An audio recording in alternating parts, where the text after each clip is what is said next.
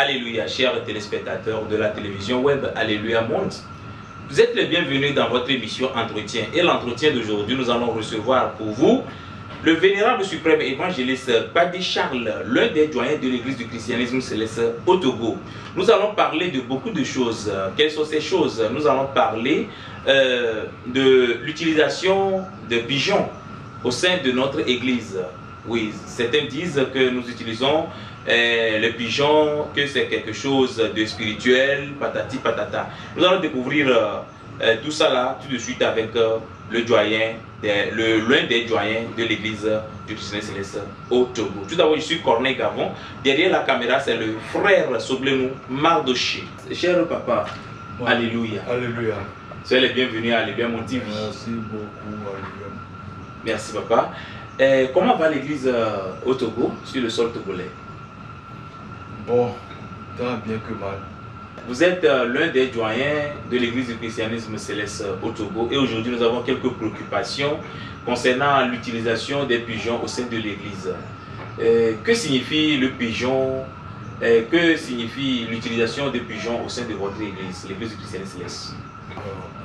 On n'utilise pas utiliser l'utilisation. Ok. Tu vois? Oui. Bon, sinon, le pigeon, lorsque Jésus est sorti de l'eau, oui, le jour de son baptême, il est question que colombe est tombé sur sa poitrine. On compare le pigeon à la colombe.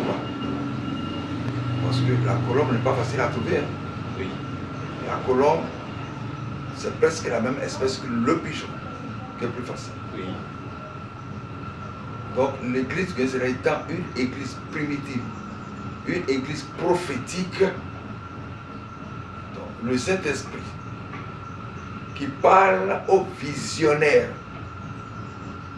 demande aux visionnaires de dire aux fidèles de faire action de grâce avec le pigeon. Donc le fidèle va acheter le pigeon pour action de grâce. Il fait action de grâce et il laisse le pigeon s'envoler.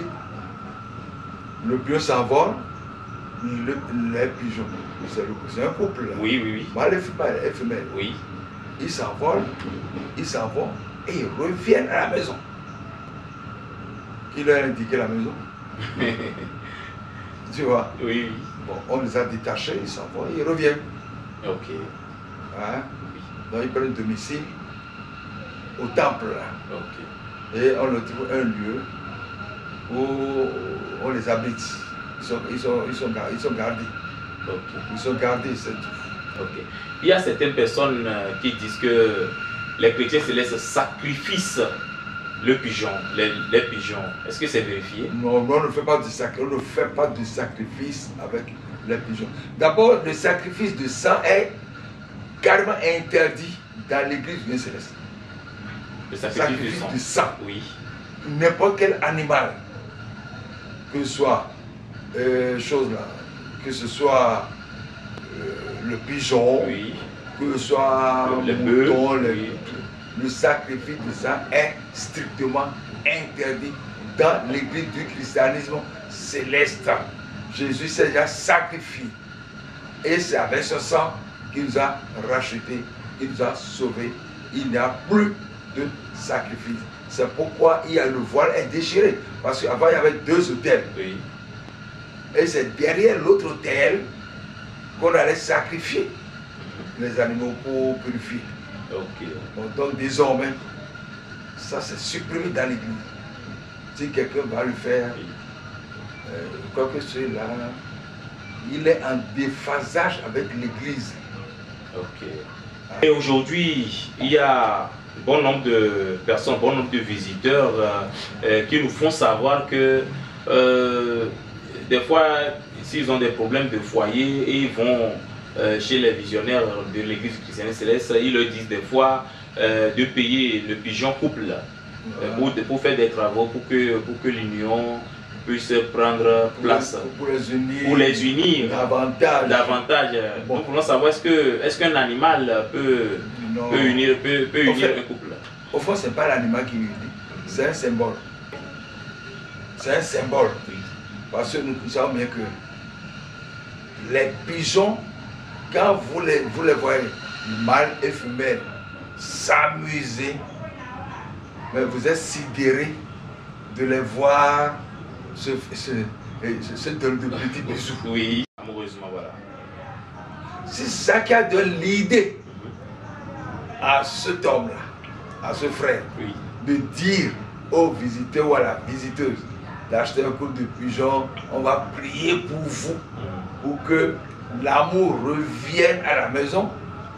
Je ne peux pas le juger. Je dis, je ne sais pas moi de le juger. Oui. Parce que je ne sais d'où lui vient ce message. Est-ce que ça vient de Dieu? Est-ce que c'est de son imagination? Car Dieu a dit à Moïse, je vais susciter quelques-uns de tes frères et qui sont des prophètes comme toi. Et ils diront toutes choses que je mettrai dans leur bouche. Vous allez me demander. Et si cela n'arrive pas? Mais si ce qu'ils disent n'arrive pas, ça veut dire que ce n'est pas de moi qu'ils l'ont reçu. C'est ça. Donc, ça, c'est des faux prophètes. Ils ont alors menti. Ok. Est-ce que tu vois? Oui, c'est dans la réalisation de ce que dit le prophète. Oui. Comment savoir si le message est venu de Dieu, ou non? Ok. Si le message est accompli, oui, oui, là, c'est Dieu qui l'a inspiré. Ok.